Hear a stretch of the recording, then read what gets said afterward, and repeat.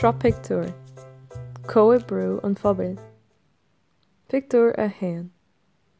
A Pictiúr a haon feic míad beirt chalín I deanta chéile rád trúlathe. Tá an áit bunós ceann. Tá na boscaí brúscar ag cur thar muil agus tá brúscar caite fud na háite. Deir mára go bhfuil cuma dhéisteannach ar an sráid, agus aon tín se bháin lei. Caithfar feabhas a chur chuma na háite gan dabhd. Pictiúr a dó. An lád ar gcionn eagraíonn mára cruinniú comhairle an Phobail chun an aghaidh beflé. Cuireann si béim ar chóc na timpeallaachta agus na dúilgais atá acu mar théar annaigh. Eagraíonn si glantachan paidh bliath don deire seachtaine. Phobail a hagann chun solas ná saol sóisialta an bhaile. Tá aspa achmhainní ina cnámh spáirne. Pictiúr a trí. I Pictiúr a trí feicim míad an glantachan faoi lánseoil. Tá cuma I bhfad éireann níos fearr ar an áit in dhéag. Bailíonn na hibrithe deonacha an brúscar ar fad I málaí móra nua. Tá bibin na lonracha ortha. Ba bheag nach raibh muintir na háta in ann an trád a aithint. Mar a deir an seannacha, ní neart go cur le chéile. Pictiúr a ceathair. Chomh leis an lantacháin, cuirtear béim ar thimpeallacht sóisialta an bhaile.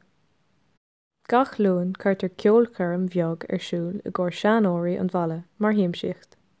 Ghlach an áránaí páirtán go dúnach. Buineann an lucht féacanna ansaltas. Uair an aghaidh na míosa bíonn cruinniú maidir le pobal ar aire. Labhraíonn an garda faoin na fhadhbanna sa cheantar agus bíonn deis ag an bpobal ceisina a chur. Bíonn slú a bhór ann de thír. Pictiúr a cúig. I Pictiúr a cúig feicim míad roinnt rangan na oíche éagsúla a reachtálinn hála an Phobail.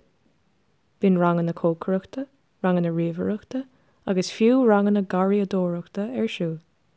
Is áis úntachaí. Is léir go bhfuil éilimh ar na ranganna seo mar freastalíonn idir ar agus bhnáirthe.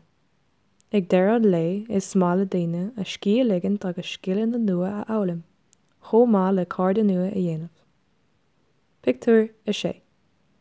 Sa Pictiúr dearnach brontar seic ar luch €2,500 ar an mala as ácht an dul chun cín atá déanta acu le déanaí.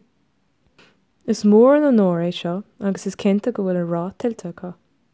Freisin brontar cuireanartha leis an inscríbhín an balla beag is mó feabhas air. Déanann na hangraitheoirí cóghárdas le agus mollann siad dómh le nachtar aghaidh lena gcuid oibre.